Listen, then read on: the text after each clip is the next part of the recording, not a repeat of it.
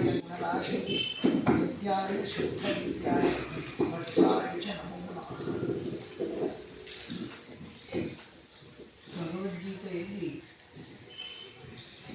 ವೇದಾನಾಂ ಸಾಮವೇದೋಸ್ಮಿ, ವೇದದಲ್ಲಿ ಶ್ರೇಷ್ಠವಾದದ್ದು ಸಾಮವೇದ. ಯಾಕೆಂದರೆ ನನ್ನಲ್ಲಿ ವಿಭೂತಿ ರೂಪ ಇರುವುದರಿಂದಾಗಿ ಅಂತ ಭಗವಂತ ಹೇಳಿದ್ದಾನೆ. ಆದರೆ ಆಚಾರ್ಯರು ಅದನ್ನು ವಿವರಣೆ ಮಾಡ್ತಾ ಋಗ್ವೇದವನ್ನು ಬಿಟ್ಟು ಉಳಿದ ವೇದಗಳಲ್ಲಿ ಸಾಮವೇದ ಶ್ರೇಷ್ಠ, ಆದರೆ ಋಗ್ವೇದವೇ ಎಲ್ಲ ವೇದಗಳಲ್ಲಿ ಶ್ರೇಷ್ಠವಾದದ್ದು ಋಗ್ವೇದ ಅಂತ ಸ್ಪಷ್ಟವಾಗಿ ಹೇಳಿದ್ದಾರೆ. ಅದಕ್ಕೆ ಈ ಐತರೇಯ ಶಾಖೆಯನ್ನು ಐತರೇಯ ಪರಮಾತ್ಮನ ದೃಷ್ಟಾರ, ಅದಕ್ಕೆ ಆಚಾರ್ಯರು ಋಗ್ವೇದ ಸಂಹಿತಾಕ್ಕೆ 30-40 ಸೂಕ್ತಗಳಿಗೆ ವ್ಯಾಖ್ಯಾನವನ್ನು ಮಾಡಿದ್ದಾರೆ. ಅಂತಹ ಅತ್ಯಂತ ಪ್ರಿಯವಾದ ಋಕ್ಸಂಹಿತ ಮಂತ್ರವನ್ನು ಪಠಿಸಿ ಭಗವಂತನಿಗೆ ಏನೊಂದು ಹರಿತ್ಯಾಗ ರೂಪವಾದ ಯಾಗ ನಡೆದಿದೆ. ಋಕ್ಸಂಹಿತ ಯಾಗ ನಮ್ಮ ನರಸಿಂಹಾಚಾರ್ಯರು 2ನೇ ಬಾರಿ ಅಂತ ಹೇಳಿದರು. ವಿಶೇಷವಾಗಿ ಭಗವಂತನಿಗೆ ಅಗ್ನಿಮುಖದಲ್ಲಿ ಭಗವಂತನಿಗೇನೆ ಈ ಮಂತ್ರಗಳ ಮೂಲಕ ಆಹುತಿ ಕೊಡ್ತಕ್ಕಂಥದ್ದು ಅತ್ಯಂತ ಶ್ರೇಷ್ಠವಾದದ್ದು, ಲೋಕ ಕಲ್ಯಾಣಕರವಾಗಿರ್ತಕ್ಕಂಥದ್ದು. ಎಲ್ಲಕ್ಕಿಂತ ಮಿಗಿಲಾಗಿ ಮಳೆ ಬರಬೇಕು. ಮಳೆ ಬರ್ತದೆ.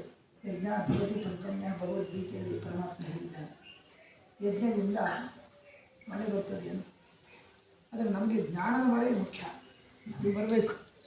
ಜ್ಞಾನದ ಮಳೆಗೂ ಕೂಡ ವಿಶೇಷವಾಗಿ ಕರ್ಮದಿಂದ ಜ್ಞಾನ ಮಾತೋನ್ಮತಿ ಅಂತರಿಂದಾಗಿ ಭಗವಂತನ ಇಂತಹ ಕರ್ಮಗಳಿಂದ ಆರಾಧನೆ ಮಾಡಿದಾಗ ಭಗವಂತ ಪ್ರಸನ್ನನಾಗಿ ಅವನು ನಮ್ಮಿಂದ ಇನ್ನಷ್ಟು ಜ್ಞಾನವನ್ನು ಹೆಚ್ಚಿಸಿ ಭಕ್ತಿ ಹೆಚ್ಚುತ್ತಾನೆ, ಅವನ ಅನುಗ್ರಹ ಆಗುತ್ತೆ. ಇದರಲ್ಲಿ ಅನ್ನ ಬೆಳೆಯಿಂದ ಭೂತಗಳ ಸೃಷ್ಟಿ ಅಂದರೆ ವಿಶೇಷ ವಿಪ್ರರು ಅವರು ವೇದ ಮಂತ್ರವನ್ನು ಉಚ್ಚಾರಣೆ ಮಾಡಿದಾಗ ಭಗವಂತ ವ್ಯಕ್ತನಾಗ್ತಾನೆ, ಅಂದರೆ ಪ್ರಕಾಶಿತನಾಗ್ತಾನೆ. ಆವಾಗ ಸತ್ಕರ್ಮ ಮಾಡಿಸ್ತಾನೆ ಅಂತ ಆಚಾರ್ಯ. ಭಗವಂತ ವೇದದಿಂದ ಬ್ರಹ್ಮೋದ್ಭವಂ ವಿದ್ಯ. ವೇದ ಉಚ್ಚಾರಣೆ ಮಾಡಿದಾಗ ವೇದದಲ್ಲಿ ಪ್ರಕಾಶಿತ ಅಂದರೆ ವೇದದ ಮಹಿಮಾ, ಭಗವಂತನ ಜ್ಞಾನ ಬರುತ್ತೆ. ಭಗವಂತನ ಮಹಾತ್ಮ್ಯ ಜ್ಞಾನ ಬಂದರೆ ಆ ಬ್ರಹ್ಮನಿಂದ ಅಲ್ಲಿ ಒಳ್ಳೆ ಯಜ್ಞಕ್ಕೆ ಬೇಕಾದ ಉಪಯುಕ್ತವಾದ ಕರ್ಮವನ್ನು ಭಗವಂತ ಮಾಡಿಸ್ತಾನೆ. ಅಂತಹ ಒಂದು ವಿಶಿಷ್ಟವಾದಂತಹ ಯಾಗ ಇಲ್ಲಿ ನಡೆದಿದೆ. ವಿಶೇಷವಾಗಿ ಭಗವಂತನನ್ನು ನಿಂದೆ ಮಾಡ್ತಕ್ಕಂಥವರಿಗೆ ದೇವರಿಗೇನು ಆ ನಿಂದೆ ಮಾಡಿದಾಗ ಸ್ವಲ್ಪವೂ ಮನಸ್ಸೇನೂ ಆಗುವುದಿಲ್ಲ. ಕಲೇನ ಪರುಷಾನ್ ಪ್ರತಿಹನ್ನಿ ಭೂರಿ ಕಿಮ್ಮ ನಿಂದಂತಿ ಶತ್ರವೋ ಅನಿಂದ್ರಾಹ. ಋಗ್ವೇದದಲ್ಲಿ ಬಂದಿರತಕ್ಕಂಥ ಮಾತು, ಒಂದು ಜಗತ್ತು ಬರಲಿ, 2 ಜಗತ್ತು ಬರಲಿ, 3 ಜಗತ್ತು ಬರಲಿ, ನಾನು ಎಲ್ಲವೂ ಅದು ಅವನು ಏನು ಪ್ರತಿಭಟನೆ ಮಾಡಿದರೂ, ನನಗೆ ವಿರೋಧ ಮಾಡಿದರೂ ಕೂಡ ಅದನ್ನು ಸಹಿಸುವ ಶಕ್ತಿ ನನಗೆ. ದುರಾಶಾಟ್ ತ್ವರೆಯಿಂದ ಬಂದರೂ 3 ಜಗತ್ತು 10 ಜಗತ್ತು ಬರಲಿ, ನಾನು ಎಲ್ಲವುದನ್ನು ಕಿಮ್ಮಾನಿಂದಂತೆ ಶತ್ರುವು ಅನಿಂದ್ರಾಹ. ಏನು ಉದ್ದೇಶಿಸಿಕೊಂಡು ಅವರು ನನ್ನ ನಿಂದೆ ಮಾಡ್ತಾರೆ, ಕೈಲಾಗದವರು. ಅನಿಂದ್ರಾಹ ತಾಕತ್ತಿಲ್ಲದವರು ಎಷ್ಟು ಬಗಳಿದ್ರೂ ಉಪಯೋಗ ಇಲ್ಲ, ನನಗೇನೇನು ಮಾಡಲಿಕ್ಕಾಗಲ್ಲ ಅಂತ ಭಗವಂತ ಹೇಳ್ತಾನೆ. ಅಲ್ಲಿ ನಿಂದ ಅಂದರೆ ಜೀವಾಭೇದ, ಜೀವರಿ ಪರಮಾತ್ಮನಿಗೆ ಅಭೇದ, ನಿರ್ಗುಣತ್ವವಾದ, ಇದೆಲ್ಲವೂ ಕೂಡ ಭಗವದ್ಭಕ್ತರ ದ್ವೇಷ. ವೇದ ಭಗವಂತನ ಗುಣಗಾನ ಮಾಡ್ತಕ್ಕಂಥ ವೇದಕ್ಕೆ ಅಪ್ರಾಮಾಣ್ಯ ಹೇಳ್ತಕ್ಕಂಥದ್ದು, ಸಾಮ್ಯ ಹೇಳ್ತಕ್ಕಂಥದ್ದು ತ್ರಿಮೂರ್ತಿಗಳಲ್ಲಿ, ಅಥವಾ ಪರಮಾತ್ಮ ಅವರಿಗಿಂತೆಲ್ಲ ಚಿಕ್ಕವರು ಅಂತ ಹೇಳೋದು. ಅಪೂರ್ಣ ಗುಣತಾದತ, ಗುಣವೇ ಒಂದೇ ಒಂದಿಲ್ಲ, ಇದ್ದರೆ 8 ಗುಣ ಮಾತ್ರ. ಇದೆಲ್ಲ ಭಗವಂತನ ಬಗ್ಗೆ ಇದೆಲ್ಲ ನಿಂದೆಗಳು. ಇವು ನಿಂದೆ ಮಾಡಿದರೆ ಏನು ನನಗೇನೂ ಆಗಲ್ಲ ಅಂತ ಭಗವಂತ ಅಲ್ಲಿ ವೇದದಲ್ಲಿ ಹೇಳ್ತಾರೆ. ಅವನೇ ಆ ವೇದ ಮಂತ್ರದ ದೃಷ್ಟಾರ, ಅವನೇ ಅಂತ ಆಚಾರ್ಯರು ಭಾಗವತ ತಾತ್ಪರ್ಯದಲ್ಲಿ ಹೇಳಿದ್ದಾರೆ. ಅಗ್ನಿಮೀಳೆ ಪುರೋಹಿತಂ ಯಜ್ಞಶ್ಚ ದೇವ ಮೃತ್ಯುಜಂ ಹೋತಾರಂ ರತ್ನಧಾತಮಂ.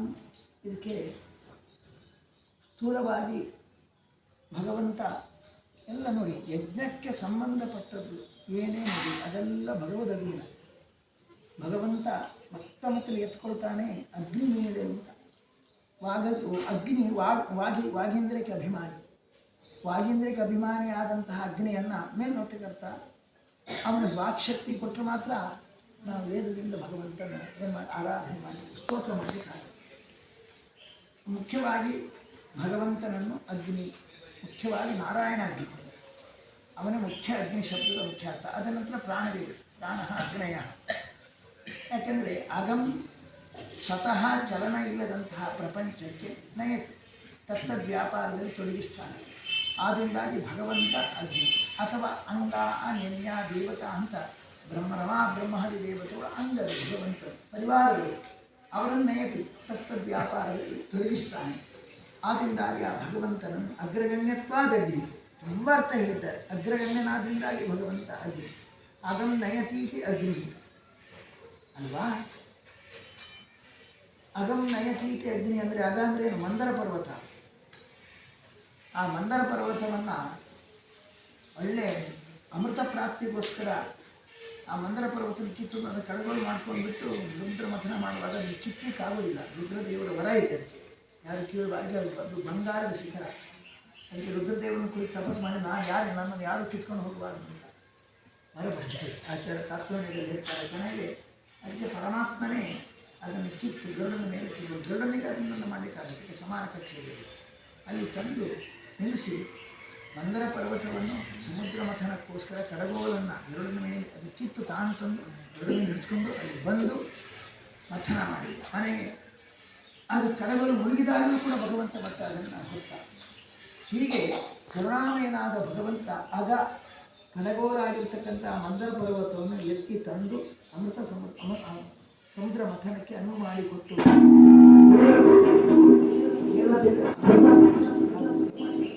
ಹಾಗೆ ಪ್ರಾಣದೇವರು ಗಂಧಮಾದನ ಅಗಂ ನಯತಿ ಗಂಧಮಾದನ ಪರ್ವತವನ್ನು ತಂದು ಒಂದು ಕ್ಷಣದಲ್ಲಿ ತಂದು ಆ ಮೃತ ಸಂಜೀವನಿಯಿಂದ ಮತ್ತು ಸಂಧಾನಕರಣಿಯಿಂದ ವಿಶಲ್ಯಕರಣಿ ಸವರ್ಣಕರಣಿ 4 ಔಷಧಿಯಿಂದ ಗಾಯ ಆದರೆ ಹೊರಟೋಗ್ಬೇಕು. ಬಣ್ಣ ಹಿಂದಿನಿಂದ ಬಣ್ಣ ಬಿಡುತ್ತೆ. ಬಾಣ ಗಿಡ ಸುಟ್ಕೊಂಡದು ಸೊರಗು ಬಿಡುತ್ತೆ. ವಿಶಲ್ಯಕರಣಿ ಜಾಯಿಂಟ್ ಕಟ್ಟಾಗಿದೆ, ಅದು ಅಂಗಾಂಗಿ ಜಾಯಿಂಟ್ ಆಗಿದೆ. ಮತ್ತು ಸತ್ತೋದರು ಮತ್ತು ಅಂತಹ ಒಂದು ವಿಶಿಷ್ಟವಾದ 4 ರಥಗೊಳ್ಳುವಂಥ ಗಂಧಮಾದನ ಪರ್ವತದ ಶಿಖರವನ್ನು ತಂದು ಎಲ್ಲರನ್ನು ಬದುಕಿಸಿದ್ದಾರೆ. ಹಾಗಾಗಿ ಅಗಂ ನಯತಿ ಅಗ್ನಿ ಅವು ಮತ್ತೆ ಅಗ್ನಿ ಶಬ್ದದ ಅರ್ಥ. ಪ್ರಾಣದೇವರು ಅಂತಹ ಅಗ್ನಿ ಸ್ವತಃ ಚಲನಿಕ ಪ್ರಪಂಚಕ್ಕೆಲ್ಲ ಪ್ರೇರಕನಾದ, ಎಲ್ಲ ಕರ್ಮಗಳಿಗೂ ಪ್ರೇರಕನಾದ ಆ ಭಗವಂತನನ್ನು ನಾನು ಸ್ತೋತ್ರ ಮಾಡ್ತಾನೆ. ಮತ್ತು ಅಗ್ನಿ ಅದು ಅವನ ಅಧೀನ. ಆ ದೇವತೆ, ಆ ಜಡಭೂತ ಅಗ್ನಿ ಎಲ್ಲ ಭಗವಂತನ ಅಧೀನ. ಅಗ್ನಿ ಈಳೆ ಪುರೋಹಿತ, ಯಜ್ಞದಲ್ಲಿ ಸಂಬಂಧಪಟ್ಟ ಪುರೋಹಿತರಿರ್ತಾರೆ. ಆ ಪುರೋಹಿತರು ಅವನ ಅಧೀನ, ಅಗ್ನಿಯೂ ಅವನ ಅಧೀನ. ಮತ್ತೆ ಪುರತಯೇ ವಹಿತ, ಭಗವಂತ ಭಕ್ತರಿಗೆ ಬರತಕ್ಕಂಥ ಆಪತ್ತು ಬಂದ ನಂತರ ಡ್ಯಾಮೇಜ್ ಆದ ನಂತರ ರಕ್ಷಣೆ ಮಾಡೋದಿಲ್ಲ. ಆಪತ್ತು ಬರುತ್ತೆ ಅಂತ ಮೊದಲೇನೆ ಏನೂ ಸ್ವಲ್ಪ ತೊಂದರೆ ಆಗದಂತೆ ಮೊದಲೇನೆ ಪುರತಯೇ ವಹಿತ ರಕ್ಷಕನಾಗಿದೆ. ಆದರೆ ರುದ್ರದೇವರು ಹಾಗಲ್ಲ. ಅವನಿಗೆ ಬಾಣಾಸುರನಿಗೆ ಎಷ್ಟು ಕೈ ಇತ್ತು? 1000 ಕೈ ಇತ್ತು. ಎಷ್ಟು ಕಟ್ ಮಾಡಿದ ಕೃಷ್ಣದೇವರು? 98 ಕಟ್ ಮಾಡಿ 1998 ಕಟ್ ಮಾಡಿದ್ದಾನೆ. ಮತ್ತೆ ಬಂದು ಬಂದು ಅಯ್ಯೋ ದಕ್ಷಿಣ ಬಿಟ್ಟು ಅಂತ ರುದ್ರದೇವರು ಮತ್ತೆ ಏನು ಮಾಡ್ತಾರೆ? ಪ್ರಾರ್ಥನೆ ಮಾಡಿ ಅದಕ್ಕೆ 2 ಕೈ ಉಳಿಸಿ ಪ್ರಾಣ ಉಳಿಸಿ. ಅಂದರೆ ಡ್ಯಾಮೇಜ್ ಆದ ನಂತರ ರಕ್ಷಣೆ. ಇವರು ಪುರತೈವ ಇತ್ತು, ಸ್ವಲ್ಪವೂ ಬರೋ ತೊಂದರೆ ಆಗದಂತೆ ರಕ್ಷಣೆ ಮಾಡ್ತಾರೆ. ಮತ್ತೆ ಪುರೋಹಿತ, ಯಜ್ಞದಲ್ಲಿ ಪುರೋಹಿತರು ಇರ್ತಾರೆ. ಅವರಲ್ಲಿ ಅವರ ಪುರೋಹಿತರು ಸರಿ ಮಾಡೋದು ತಪ್ಪು ಮಾಡೋದಲ್ಲ ಅವನ ಕೈಗೆ. ಅವನ ಅಧೀನ ಪುರೋಹಿತರು. ಅಗ್ನಿಗೆ ಪುರೋಹಿತ ಯಜ್ಞಸ್ಯ ದೇವಂ ವೃತ್ತಿಜಂ. ಯಜ್ಞದಲ್ಲಿ ದೇವ ಅವನೇ. ಯಜ್ಞದ ದೇವ ಅಂದರೆ ಆರಾಧ್ಯ ಭಗವಂತ. ಅಹಂ ಸರ್ವಯಜ್ಞಾನಾಂ ಭೋಕ್ತಾ ಚ ಪ್ರಭುದೇವತ. ಯಜ್ಞಸ್ಯ ದೇವ ಅಂದರೆ ಮಂತ್ರ ಪ್ರತಿಪಾದ ಆಹ್ವಾನ ಮಾಡೋದು ಅವನಲ್ಲಿ. ಯಜ್ಞ ಭೂತ ಶ್ರೀಗ ಎಲ್ಲ ಭಗವತ್ ತತ್ವಗಳನ್ನೇ ಮುಖ್ಯವಾಗಿ ಆಹ್ವಾನ ಮಾಡ್ತಾರೆ. ಹಾಗೆ ಯಜ್ಞದಲ್ಲಿ ಸ್ತುತ್ಯ ಅವನನ್ನೇ ಆಹ್ವಾನ ಮಾಡೋದು, ಅವನಿಗೆ ಮಾಡೋದು. ಅಗ್ನಿ ಯಜ್ಞಸ್ಯ ದೇವರು ವೃತ್ತಿಜಂ. ಇದರಲ್ಲಿ ಪುರೋಹಿತ ಋತ್ವಿಜ. ಋತ್ವಿಕ್ಕೂ ಅವನೇ ಅಂದರೆ ವೃತ್ತಿ ಕೆಲಸ ಸ್ವತಂತ್ರವಾಗಿ ಮಾಡುವವನು, ಚಾರೈತನವನು ವೃತ್ತಿಕ್ರಮಣದೀನ. ಹೋತಾರನು ಅವನೇ, ಹೋಮ ಮಾಡುವವನು ಅವನೇ, ಹೋತ್ರ ಅಂದರೆ ಹೋಮ ಮಾಡಿಸುವವನು ಅವನೇ. ಹೋತ್ರ ಎಲ್ಲ ಅವನ ಅಧೀನ. ಹೋತಾರಂ ರತ್ನಧಾತನು ಅಂತಲೂ. ರತ್ನಧಾತನು ಅಂದರೆ ಒಂದು ಒಳ್ಳೆ ಅರ್ಥ ಉಂಟು. ರತ್ನ ಅಂದರೆ ಗುಣರತ್ನ. ಎಷ್ಟು ಚೆನ್ನಾಗಿದೆ, ಫಸ್ಟ್ ಕ್ಲಾಸ್ ಆಗಿ ರತ್ನ ಧಾರಣೆ ಮಾಡೋದು. ಸೂಪರ್ ರತ್ನ ಯಾವುದು? ಸೂಪರ್ ರತ್ನ ಯಾವುದು ಹೇಳಿ? ರತ್ನದಲ್ಲಿ ಅತ್ಯಂತ ಶ್ರೇಷ್ಠವಾದ ರತ್ನ ಯಾವುದು ಹೇಳಿ? ಕೌಸ್ತುಭಮಣಿ ಅಲ್ವಾ? ಬ್ರಹ್ಮದೇವರಿಂದ ಅಭಿಮನ್ಯಮಾನವಾದ ಕೌಸ್ತುಭಮಣಿ. ಕೌಸ್ತುಭಮಣಿ ಭಗವಂತನೇ ಧಾರಣ ಮಾಡಿದ್ದಾರೆ. ಹಾಗಾಗಿ ರತ್ನದಲ್ಲಿ ಶ್ರೇಷ್ಠವಾದದ್ದು ಒಂದು ಪ್ರಾಣದೇವರಿಂದ ಅಭಿಮನ್ಯವಾದ ಚೂಡಾಮಣಿ. ಅದು ತಲೆಯಿಂದ ಮಾಡಿದ್ದಾರೆ ಪರಮಾತ್ಮ. ಕಂಠದಲ್ಲಿ ಕೌಸ್ತುಭಮಣಿ, ಬ್ರಹ್ಮದೇವರಿಂದ ಅಭಿಮನ್ಯವಾದ ಕೌಸ್ತುಭಮಣಿ. ಅದಕ್ಕಿಂತ ಶ್ರೇಷ್ಠವಾದ ರತ್ನವೇ ಇಲ್ಲ. ಹಾಗಾಗಿ ರತ್ನಧಾರಕರಲ್ಲಿ ಅತ್ಯಂತ ಶ್ರೇಷ್ಠನಾದ ಅತಿಶಯನ ರತ್ನಧಾರಕ ಅತಿಶಯನ ರತ್ನಧಾರಕ ಪರಮಾತ್ಮ. ಅದಕ್ಕೆ ರತ್ನಧಾತನು, ಕೌಸ್ತುಭಮಣಿ ಧಾತ ಅಥವಾ ಎಲ್ಲದಕ್ಕಿಂತ ನಿಜ ರತ್ನಧಾತನು ಅಂದರೆ ರತ್ನ ಅಂದರೆ ಗುಣರತ್ನ. ಯಾಕೆ ಸುರಾಗುಣ ಹರೇ ಪ್ರೋಕ್ತ ಅಂತ ಹೇಳಿದ ಹಾಗೆ ಸುಷ್ಟು ರಮಯಂತಿ ಚಿಂತನೆ ಮಾಡಿದಾಗ, ಕೀರ್ತನ ಮಾಡಿದಾಗ, ಮನನ ಮಾಡಿದಾಗ ಭಕ್ತರಿಗೆ ಭಗವಂತನ ಗುಣ ಅತ್ಯಂತ ರಂಜಕವಾಗಿರುತ್ತೆ. ಹಾಗಾಗಿ ಭಗವಂತನ ಗುಣಗಳು ಭಕ್ತರಿಗೆ ಸುಷ್ಟು ರಮಯಂತಿ ಚೆನ್ನಾಗಿ ಚಿಂತಕೀರ್ತನ ಮಾಡಿದಾಗ ಪರಸ್ಪರ ಹಂಚಿಕೊಳ್ತಾರೆ, ಅವರಿಗೆ ಆನಂದದಲ್ಲಿರ್ತಾರೆ. ಹಾಗಾಗಿ ರತ್ನ ನಯತೀತಿ ರತ್ನ. ಭಕ್ತರಿಗೆ ಮನನದಿಂದ, ಚಿಂತನದಿಂದ, ಕೀರ್ತನದಿಂದ ಯಾವುದು ಆನಂದವನ್ನು ಕೊಡುತ್ತೋ ಅದು ಭಗವಂತನ ಗುಣರತ್ನ. ಅದನ್ನು ಅತ್ಯಂತ ಅನಂತ ಗುಣರತ್ನವನ್ನು ಧಾರಣ ಮಾಡಿದಂತಹ ಭಗವಂತನನ್ನು ಈಗಲೇ ಸ್ತೋತ್ರ ಮಾಡ್ತಾ ಇದ್ದೀನಿ ಅಂತ. ಅವನ ಶಕ್ತಿಯಿಂದಲೇ ನಾನು ಮಾಡೋದು ಅಂತ. ಅಗ್ನಿಯಲ್ಲಿ ಪಾಲಿ ಅಭಿಮಾನಿಯಾದ ಅಗ್ನಿದೇವ ಇದ್ದಾನೆ. ಅಗ್ನಿ ನಾಮಕನಾಗಿ ಭಗವಂತ ಇದ್ದು ನಮ್ಮಿಂದ ಸ್ತೋತ್ರ ಮಾಡಿಸ್ತಾನೆ ಎಂಬ ಅನುಸಂಧಾನ ನಮಗೆ ಬೇಕು. ಈ ಭಾಗವತದಲ್ಲಿ ಏತಾವಕಾಲ ನನ್ನ ಸೂಚಿಕೆಯ ಗುಣೆ ಯಥಾಮ್ಯ ಅನತಿಶಾಯಿನ್ಯ ಇತ್ಯೇತರಾಂ ಪ್ರಾರ್ಥಯತೋ ವಿಭೂತಿ ಯಶ್ಯಾಂದ್ರೇಣ ಧೃಷತೆ ಅನಭೀಪ್ಸೋ. ಬ್ರಹ್ಮಾದಿ ದೇವತೆಗಳು ಲಕ್ಷ್ಮಿಯ ಕಟಾಕ್ಷವನ್ನು ವಹಿಸ್ತಾರೆ, ಅನುಗ್ರಹವನ್ನು ಭರಿಸ್ತಾರೆ. ಭಗವಂತನ ಉಪಾಸನೆ ನಮ್ಮಿಂದ ಚೆನ್ನಾಗಿ ನಡೀಬೇಕು, ಅವಳ ಅನುಗ್ರಹಿಸಿದರೆ ಮಾತ್ರ ಚೆನ್ನಾಗಿ ನಡೀಲಿಕ್ಕೆ ಸಾಧ್ಯವಾಗ್ತದೆ ಅಂತ. ಅಂತಹ ಆದರೆ ಎಲ್ಲರೂ ಭಗವಂತನನ್ನು ಅಪೇಕ್ಷೆ ಪಡ್ತಾರೆ. ಭಗವಂತ ಮಾತ್ರ ಸ್ವರಮಣನಾದ್ರಿಂದಾಗಿ, ಸ್ವತಂತ್ರನಾದ್ರಿಂದಾಗಿ, ಆಪ್ತಕಾಮನಾದ್ರಿಂದಾಗಿ ಲಕ್ಷ್ಮಿಯ ಅಗತ್ಯ ಇಲ್ಲ. ಎಲ್ಲರೂ ಲಕ್ಷ್ಮಿಯನ್ನು ಅಪೇಕ್ಷೆ ಮಾಡ್ತಾರೆ. ಲಕ್ಷ್ಮಿ ಮಾತ್ರ ಭಗವಂತ ಅವಳನ್ನು ಅಪೇಕ್ಷೆ ಮಾಡಲ್ಲ. ಆದರೆ ಲಕ್ಷ್ಮಿ ಮಾತ್ರ ಭಗವಂತನ ಅಪೇಕ್ಷೆ ಮಾಡಿಕೊಂಡು ಸೇವೆಯನ್ನು ಯಾವಾಗಲೂ ಮಾಡ್ತಾ ಇದ್ದಾರೆ. ಈ ಲಕ್ಷ್ಮೀ ಪತಿತ್ವ ಭಗವಂತನಿಗೆ ಸದೃಶ ಇಲ್ಲ, ಭಗವಂತನಿಗೆ ಉತ್ತಮರು ಇಲ್ಲ ಎಂಬುದು ಈ ಲಕ್ಷ್ಮೀ ಪತಿತ್ವ ಎಂದು. ಲಕ್ಷ್ಮಿ ಅಪೇಕ್ಷೆ ಇಲ್ಲ, ಆದರೆ ಲಕ್ಷ್ಮಿ ಮಾತ್ರ ಅಪೇಕ್ಷೆ ಮಾಡ್ತಾರೆ. ಎಲ್ಲರಿಂದ ಅಪೇಕ್ಷಿತರು ಲಕ್ಷ್ಮಿ. ಲಕ್ಷ್ಮಿ ಮಾತ್ರ ಭಗವಂತನ ಅಪೇಕ್ಷೆ ಮಾಡಿಯೇ ಮಾಡ್ತಾಳೆ. ಯಾವಾಗ ಎಲ್ಲದನ್ನು ಬಿಟ್ಟು ಭಗವಂತನ ಪಾದ ಸೇವೆ ಮಾಡ್ತಾ ಇದ್ದಾರೆ. ಈ ಲಕ್ಷ್ಮೀಪತಿತ್ವ ಒಂದು ಸರ್ವೋತ್ತಮಕ್ಕ. ಇನ್ನೊಂದು ಇದು ಹರಿಪಾದೋದಕ ಗಂಧ ಪಂಚಕರ ಅದೇ ಹೇಳ್ತಾ ಇದ್ದಾರೆ. ಅಥಾಪಿ ಯತ್ಪಾದ ನಕಾವಶಿಷ್ಟಂ ಜಗದ್ವಿರಿಂಚೋ ಉಪಹೃತಾಂಬ ಶೇಷಂ ಪುರಾತ್ಕನ್ನ ತಮೋ ಮುಕುಂದ ಸೋನಾಮಲೋಕೆ ಭಗವತ್ಪದಾರ್ಥ ಮುಕುಂದ ಮೋಕ್ಷಪ್ರದನಾದ ಭಗವಂತ ಅಂದರೆ ಮುಖ್ಯವಾಗಿ ನಾರಾಯಣನ. ಯಾಕೆಂದರೆ ತ್ರಿಮೂರ್ತಿಗಳು ತಿಳ್ಕೊಳ್ಳಿ, ತ್ರಿಮೂರ್ತಿಗಳ ಪಾತ್ರವನ್ನು ಗೊತ್ತಾಗತ್ತೆ. ಗಂಗೆ ಎಲ್ಲಿದ್ದಾಳೆ? ಭಗವಂತನ ಪಾದದಲ್ಲಿದ್ದಾಳೆ. ಪಾದದಲ್ಲಿ ನೀರಿದ್ರೆ ಅರ್ಥ ಏನು? ಅವನ ಪೂಜ್ಯ ಅಂತ ಅರ್ಥ. ಕೈಯಲ್ಲಿ ನೀರಿದ್ರೆ ಪೂಜಾರಿ ಅಂತ ಅರ್ಥ. ತಲೆಯಲ್ಲಿ ನೀರಿದ್ರೆ ಪೂಜಾರಿ ಕೊಟ್ಟಂತ ನೋಡಿ. ಗಂಗೆ ಪಾದದಲ್ಲಿದ್ದು ಅವನ ಪೂಜ್ಯ, ಅವನ ಪಾದ ತುಳಸಿಕೊಂಡವನು ಅವನ ಪೂಜ್ಯ. ಗಂಗೆ ಯಾರ ಕೈಗೆ ಬಂದು? ಪೂಜಾರಿ ಯಾರೋ ಚತುರ್ಮುಖ ಬ್ರಹ್ಮದೇವರು ಪೂಜೆ ಮಾಡಿದ್ರು. ಹಾಗೆ ಪೂಜಾರಿ ಕೈಗೆ ಬಂದರೆ ಅವನು ಪೂಜಾರಿ ಸೆಕೆಂಡ್ ಕ್ಲಾಸ್. ಫಸ್ಟ್ ಕ್ಲಾಸ್ ಯಾರು? ಪರಮಾತ್ಮ. ಪಾದದಲ್ಲಿ ನೀರಿದ್ರೆ ಪೂಜ್ಯ ಅಂತಾರೆ. ಪಾದ ತುಳಸಿಕೊಂಡು ಪೂಜ್ಯ. ಪೂಜಾರಿ ಕೈಲಿ ಇದು ಇರುತ್ತೆ. ಪೂಜಾರಿ ಯಾರು? ಬ್ರಹ್ಮದೇವರು ಕೈಲಿದೆ, ಅಭಿಷೇಕ ಮಾಡಿ. Second class. ಥರ್ಡ್ ಕ್ಲಾಸ್ ಪೂಜಾರಿ ಕೊಟ್ಟ ತೀರ್ಥವನ್ನು ತಲೆಯಲ್ಲಿ ಇರ್ತವೆ. ಗಂಗಾಧ ಸರ್ವಂತ ಸರ್ವೋತ್ತಮಂತಕ್ಕೆ ಇದಕ್ಕಿಂತ ಬೇಕಾಗಿಲ್ಲ.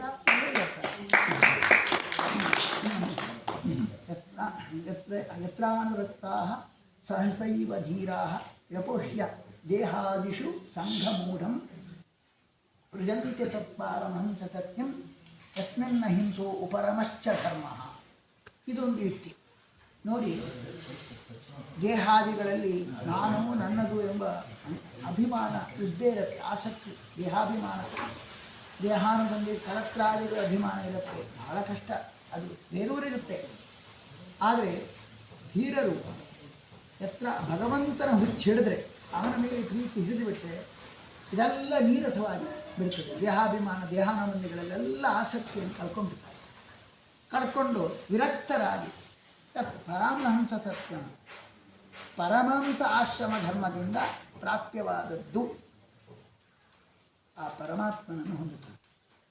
ಪರಮಹಂಸ ಆಶ್ರಮದಿಂದ ಪರಮಹಂಸ ಧರ್ಮದಿಂದ ಪ್ರಾಪ್ಯನಾದ ಭಗವಂತನ ಹೊಂತಾರೆ ಅಂತ ಹೇಳಿದ ತಕ್ಷಣ ಮೇಲೆ ಈ ದೇವರಿಗೆ ಸರ್ವೋತ್ತಮತ್ವ ಹೇಗೆ ಗೊತ್ತಾಯಿತು ಅಂದರೆ ನೋಡಿ, ತ್ರಿಮೂರ್ತಿಗಳಲ್ಲಿ ಇಬ್ಬರು ಸನ್ಯಾಸಿಯಾಗಿ ಭಗವಂತನ ಪೂಜೆ ಮಾಡಿದ್ದಾರೆ. ಬ್ರಹ್ಮದೇವರು ಮೊದಲು ಪೋಸ್ಟ್, ಹಿಂದಿನ ಪೋಸ್ಟ್, ಜೂನಿಯರ್ ಪೋಸ್ಟ್ ಇದ್ದರು. ಪ್ರಾಣದೇವರಾಗಿ ಮಧ್ವ ಪರಮಹಂಸರ ಅಗ್ರಗಣ್ಯರು ಒಳ್ಳೆ ಚೆನ್ನಾಗಿ ಭಗವಂತನನ್ನು ಆರಾಧನೆ ಮಾಡಿದ. ಅದು ಪರಮಹಂಸ ಧರ್ಮದಿಂದ. ಅಂದರೆ ಯಾವಾಗಲೂ ದೇವತೆಗಳು ಚತುರ್ಥಾಶ್ರಮದಿಂದ, ಯಾವಾಗಲೂ ಚತುರ್ವರ್ಣಾಶ್ರಮದಿಂದ ಪೂಜೆ ಮಾಡೇ ಮಾಡ್ತಾರೆ. ಆದರೆ ಇಲ್ಲಿ ವಿಶೇಷತಃ ಅಭಜದ್ವೈತಾಶ್ರಮ ವಿಶೇಷವಾಗಿ ಮಧ್ವರು ತೃತೀಯ ರೂಪದಲ್ಲಿ ಆಚಾರ್ಯರು ವಾಯುದೇವರು ಮಧ್ವರಾಗಿ ಒಂದು ವಿಶೇಷವಾದ ಜ್ಞಾನಕಾರ್ಯಾದಿಗಳನ್ನು ಮಾಡಿ ಯಾರಿಗೂ ಕೂಡ ಹೊಡೆಯಲಿಲ್ಲ, ಬಡಿಯಲಿಲ್ಲ. ಯಾಕಂದರೆ ಅಹಿಂಸಾ ಪರಮೋಧರ್ಮ, ಸನ್ಯಾಸಿಗಳಾದ್ದರಿಂದಾಗಿ ಹೊಡಿಲಿಲ್ಲ, ಬಡಿಲಿಕ್ಕೆ ಹೋಗಿಲ್ಲ. ಇದೆ ಸಿಕ್ಕಾಪಟ್ಟೆ ಶಕ್ತಿ ಉಂಟು. ಬಡಿತಾನೆ, ಬಡಿಬಾರ್ದಂತ ಸುಮ್ಮನೆ ಕೂತ್ಕೊಂಡು ಸನ್ಯಾಸಿ ಆಗುತ್ತೆ.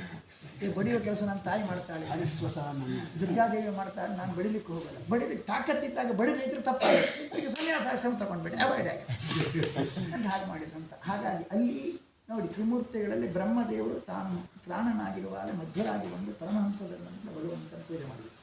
ರುದ್ರದೇವರು ದುರ್ವಾಸರಾಗಿ ಶುಕಾಚಾರ್ಯರಾಗಿ ಸನ್ಯಾಸ ಧರ್ಮದಿಂದ ಅಲ್ವಾ ಅವರು ಪೂಜೆ ಮಾಡಿದ್ದಾರೆ. ಶುಕಾಚಾರ್ಯ ಏನು ಪರಮಹಂಸ ಧರ್ಮ. ದುರ್ವಾಸ ಸನ್ಯಾಸಿಗಳು ಅವರೆಲ್ಲ ಭಗವಂತನನ್ನು ವಿಶೇಷವಾಗಿ, ಹಾಗೆ ತ್ರಿಮೂರ್ತಿಗಳು ಇಬ್ಬರು ಸನ್ಯಾಸಿಗಳಾಗಿ ವಿಶೇಷತಃ ಭಗವಂತನ ಪರಮಹಂಸ ಧರ್ಮಾಶ್ರಮದಿಂದ ಭಗವಂತನ ಸಂತೋಷಗೊಳಿಸಿದ್ದಾರೆ. ಸಾಕ ತ್ರಿಮೂರ್ತಿ ಇಬ್ಬರು ಸನ್ಯಾಸರು ಆರಾಧನೆ ತ್ರಿಮೂರ್ತಿ ನಾವೇ ಸರ್ವೋತ್ತಮ ಸಿದ್ಧ ಆಯಿತು ಅಂತ ಹೀಗೆ ಇರತಕ್ಕಂಥದ್ದು. ಇದೆಲ್ಲ 4 ಯತಿಗಳ ವಿಶೇಷವಾದ ತಪಸ್ವಿಗಳಾಗಿರ್ತಕ್ಕಂಥ ಸತ್ಯಕಾಮರು, ಸತ್ಯೇಷ್ಟರು, ಸತ್ಯಧೀರರು, ಸತ್ಯಪ್ರಜ್ಞರು ಈ 4 ಮಂದಿ ಮಹನೀಯರು ಯಾವ ಕೃಷ್ಣಾ ನದಿ ತೀರದಲ್ಲಿದ್ದು ದೊಡ್ಡ ತಪಸ್ವಿಗಳು. ವಿಶೇಷವಾಗಿ 5 ತೀರ್ಥಗಳ ಸಂಗಮ ಇತ್ತು, 6ನೇ ತೀರ್ಥ ಸಂಗಮ ಆಯಿತು. ಯಾವ್ಯಾವ ತೀರ್ಥ ಕೊಡುವಾಗ ಹೇಳಿಲ್ಲ. 4 ಮಂದಿ ಯತಿಗಳು ಮತ್ತು ಪುಣ್ಯಶ್ರವ ಅವರ ಪುಣ್ಯ ಅವರಿಗೆ ತೀರ್ಥ ಕೊಡ್ತೇನೆ.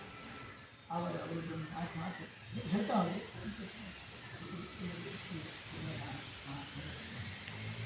ಕೀರ್ತನವಾದ ಪುಣ್ಯಸ್ತೋತ್ರಗಳು ಅವರು.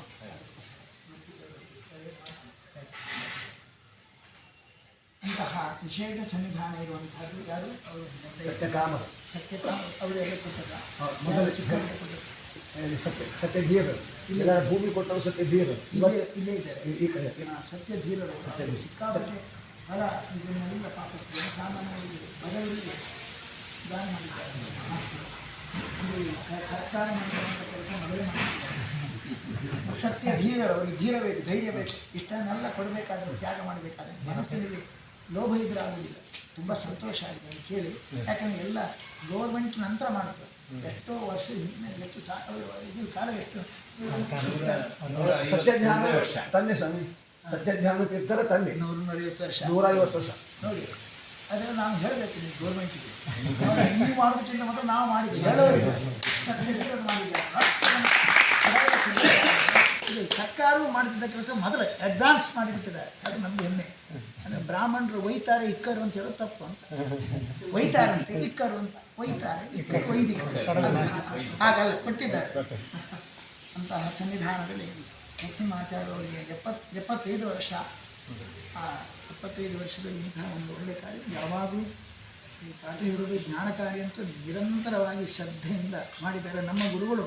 ಕೊನೆಯ ಇದರಲ್ಲಿ ಹರಿದ್ವಾರದಲ್ಲಿ ಚಾತುರ್ಮಾಸ್ಯವನ್ನು ತಿಳಿದಾಗ ಭಾಗವತ ಪ್ರೋತ್ಸವಗಳಿಗೆ ನಿತ್ಯ ಆಗ್ತಿತ್ತು. ಇವರನ್ನೇ ಕರೆಸಿ ಗಂಗಾ ನದಿ ತೀರದಲ್ಲಿ ಇವರಿಂದ ಕೊನೆಗೆ ಚಾತುರ್ಮಾಸ್ಯ ಭಾಗವತ ಮಾಡಿಸಿ ಅದು ವಿಶೇಷ ಗುರುಗಳ ವಿಶೇಷ ಅನುಗ್ರಹಕ್ಕೆ ಪಾತ್ರರಾದರು. ನಮ್ಮ ಗುರುಗಳ ಬಗ್ಗೆ ವಿಚಾರ ಬಂತು. ಶೃಂಗೇರಿಯಲ್ಲಿ ಶೃಂಗಗಳು ಯಥೋವಾದಿ ಗೀತಮಾನಂ ವಿರಾಜಿತಂ ವಿದ್ಯಾಮಾನ್ಯ ಗುರುಂ ವಂದೇ ತತ್ವವಾದ ವಿಶಾರದಂ. ಶೃಂಗೇರಿಯಲ್ಲಿ ಎಲ್ಲ ಯಾರು ನನ್ನ ಪ್ರಶ್ನೆ ಇದೆ, ಈ 2 ಪ್ರಶ್ನೆಗೆ ಉತ್ತರ ಕೊಟ್ಟರೆ 1 ಲಕ್ಷ ರೂಪಾಯಿ ಕೊಡ್ತೇನೆ ಅಂತೇಳಿ ಎಲ್ಲ ಇಂಡಿಯನ್ ಎಕ್ಸ್ಪ್ರೆಸ್ ಬೇರೆ ಬೇರೆ ರಾಜ್ಯದಲ್ಲಿ ಎಲ್ಲ ಅಡ್ವರ್ಟೈಸ್ಮೆಂಟ್ ಕೊಟ್ಟು ದುಡ್ಡು ಕೊಟ್ಟು ಅಡ್ವರ್ಟೈಸ್ಮೆಂಟ್ ಎಲ್ಲ ಇದು ಮಾಡಿದ್ರು. ಕೊನೆಗೆ ಯಾರೂ ಬರಲಿಲ್ಲ. ಕೊನೆಗೆ ಎಲ್ಲವನ್ನು ಶೃಂಗೇರಿಗೆ ಹೋದರು. ನಾನಿದ್ದೆ ಪಕ್ಕದಲ್ಲಿ ಇದ್ದೆ. ಶೃಂಗೇರಿಗೆ ಹೋದರು. ಅವರಿಗೆ ಮೊದಲು ಏನಂತ ಗೊತ್ತಾಗಿಲ್ಲ. ಅವರಿಗೆ ಪರಿವಾರ ಶ್ರವಣ ಅಂದರೆ ಈ ಭಂಡಾರಿಕೆಯ ಶ್ರವಣ ಪರಿವಾರ ಶ್ರವಣ ಅಂತ ಗೊತ್ತಿರಲಿಲ್ಲ. ಯಾಕಂದರೆ ಒಳಗೆ ಪ್ರವೇಶ ಇರ್ತಿಲ್ಲ ಒಂದು ನೋಡಿದೆ. ಬರಲಿ ಅಂತ ಸಂತೋಷ ಇಲ್ಲ. ಹತ್ತು ಕಡೆಗೆ ಇವ್ರು ಯಾರು ನೀನು ಪರಿವಾರ ಎರಡು ನೀವೆಲ್ಲಕ್ಕೆ ನೋಡಿದ್ರೆ ಆಶ್ಚರ್ಯ ಆಗುತ್ತೆ. ಅವರು ದೊಡ್ಡ ಪೀಠ ಸಿಂಹಾಸನ ಅಲ್ಲಿ ಕೂತ್ಕೊಂಡಿದ್ದಾರೆ. ಇವರು ಈಗ ದೊಡ್ಡವರು ಇವಾಗ ಒಂದು ಶಿಷ್ಯರಾಗಿದೆ. ವಿದ್ಯಾಭಾರತಿ ಕೂತ್ಕೊಂಡ ಮೇಲೆ ಸಿಂಹಾಸನ ಕೆಳಗಡೆ ಕಾಲು ಪಕ್ಕದಲ್ಲಿ ಮಣೆ ಹಾಕಿದ್ದಾರೆ. ಅಲ್ಲಿ ಕೂತ್ಕೊಂಡಿದ್ದು ಇಲ್ಲಿ ಕೂತ್ಕೊಳ್ಳಿ ಅಂತ ಹೇಳಿ. ಅಂದರೆ ನನಗೆ ಸನ್ಮಾನ ಮುಖ್ಯ ಅಲ್ಲ, ವಾದ ಮುಖ್ಯ ಅಂತ. ಇಲ್ಲಿ ಯಾರಾದರೂ ಕೂತ್ಕೊಳ್ತಾರೆ ಕಾಲು ನಾನು ಪಕ್ಕದಲ್ಲಿ ಕೂತ್ಕೊಳ್ಳೋದು. ನಾನು ಸರಿ ಪ್ರತ್ಯಕ್ಷ ನಾನು ಸಾಕ್ಷಿ. ಅದಕ್ಕೆ ಶೃಂಗಗವರು ಯಥೋವಾದಿ ವಾದಕ್ಕೋಸ್ಕರ ಕೆಳಪೀಠವನ್ನು ಕೂತ್ಕೊಂಡಿದ್ದಾರೆ. ಆದರೆ ವೀತಮಾನ ಅಭಿಮಾನ ಬೇಕಾಗಿಲ್ಲ. ಮುಖ್ಯ ನಮ್ಮ ಮಾನವನ್ನು ಉಳಿಸೋದು. ನನ್ನ ಮಾನ ಮುಖ್ಯ ಅಲ್ಲ ಅಂತ ಯಾರಿಗೆ ಬರುತ್ತೆ ಈ ರೀತಿಯಾಗಿ ಕಾಲು ಬಿಡದಲ್ಲಿ ಕುಡಿಸಿದ್ರೆ ಏನು ದೊಡ್ಡ ಆಸನ ಚಿಕ್ಕ ಆಸನ ಕಾಲು ಬಿಡದಲ್ಲಿ ಕುಡಿಸಿದ್ರೆ ನಾನು ಸತ್ಯಕ್ಕೆ ಪ್ರತ್ಯಕ್ಷ ಸಾಕ್ಷಿ ಇದ್ದೇನೆ ಹೇಳಿ.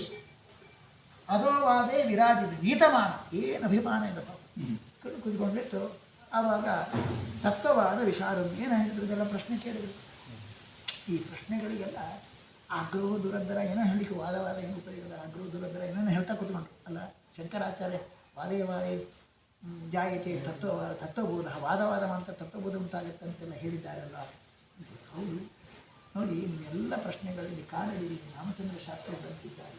ಅವರ ಸಾಕಾ ನಾನು ಉತ್ತರ ಕೊಡ್ಲಿಕ್ಕೆ ಆಗಿಲ್ಲ. ಇದಕ್ಕಿಂತ ಇನ್ನು ವಾಕ್ಯಾರ್ಥ ಬೇಕೇ ಆಗಿಲ್ಲ, ಮುಗೀತು. ದೊಡ್ಡ ಪೀಠದಲ್ಲಿ ಕುತ್ಕೊಂಡು ಅದ್ವೈತಿ ಪೀಠದಲ್ಲಿ ಕುತ್ಕೊಂಡು ಅವರು ಚತುರಾಮನ ಪಡೆದು ಒಂದು ಶ್ರೇಷ್ಠವಾದದ್ದು. ಅವರ ಬಾಯಿಂದ ಇದಕ್ಕೆ ನಾವು ಉತ್ತರ ಕೊಡೋ ಹೋಗ್ಬಿಡ್ತಾರೆ. ಅವರೇ ಕೊಡಬೇಕಾದದ್ದು ನಿಜವಾಗಿ ಕೂಡ.